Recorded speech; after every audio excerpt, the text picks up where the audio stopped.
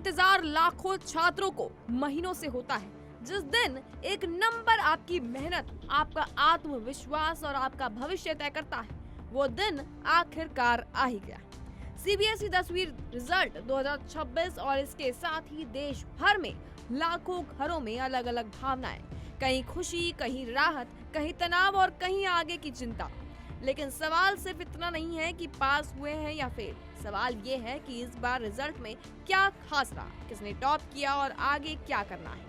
इस साल बता दें कि central board of secondary education की 10वीं परीक्षा में करीबन 6 छात्रों ने हिस्सा लिया था।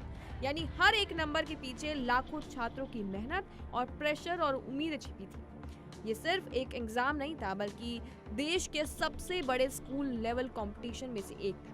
रिजल्ट आते ही अब सबसे बड़ा सवाल होता है कि अब रिजल्ट देखेगा। तो बता दें कि सीबीएसई ने इस बार कई प्लेटफॉर्म्स दिए हैं। ऑफिशियल वेबसाइट results.cbse.nic.in, उसके बाद डिजी लॉकर पर भी आप अपना रिजल्ट देख सकते हैं। उमंग ऐप, एसएमएस और IVRS के ऊपर भी आप अपना रिजल्ट देख सकते हैं। यानी अगर वेबसाइट स्लो या क्रैश हो जाए तो भी आपके पास बैकअप ऑप्शन मौजूद है। अब सबसे बड़ी और जरूरी बात यह है कि पास कैसे होंगे। तो दरअसल बता दें कि सीबीएसई के नियम साफ है। हर सब्जेक्ट में कम से कम 33% अंक जरूरी है और कुल मिलाकर भी 33% होने चाहिए। अगर किसी एक सब्जेक्ट में भी नंबर कम है तो रिजल्ट पर सीधा असर पड़ेगा। अब सबसे ज्यादा चर्चा हो रही है टॉपर्स की।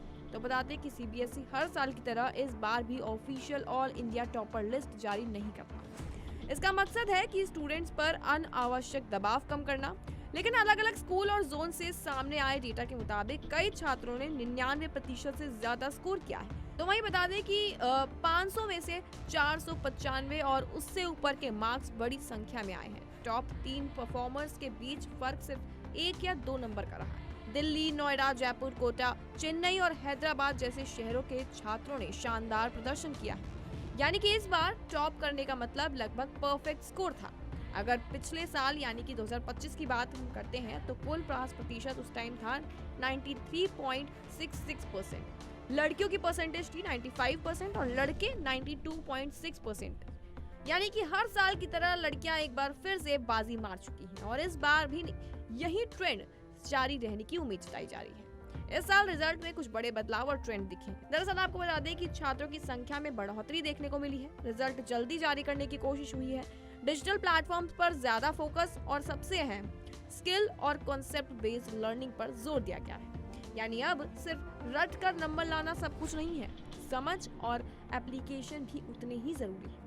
अब आता है सबसे अहम पॉइंट। दरअसल बता दें कि रिजल्ट के बाद आपको तय करना होता है साइंस, कॉमर्स, आर्ट्स स्ट्रीम। यही फैसला आपके अगले 5 से 10 साल की दिशा तय करता है और ऐसे में सही स्ट्रीम चुनना अच्छे नंबर लाने से ज्यादा जरूरी हो सकता है। लेकिन आखिर में एक बात हमेशा याद रखना चाहिए, रिजल्ट आपकी पूरी कहानी नहीं है, ये सिर्फ एक चैप्टर होता है। अगर नंबर अच्छा है तो शानदार, अगर नंबर कम आए तो भी ये आखिर नहीं है, क्योंकि असली जीत मार्कशीट में नहीं होती है, आपके फैसले, आपकी मेहनत और आपके अगले कदमों में छुपी होती है।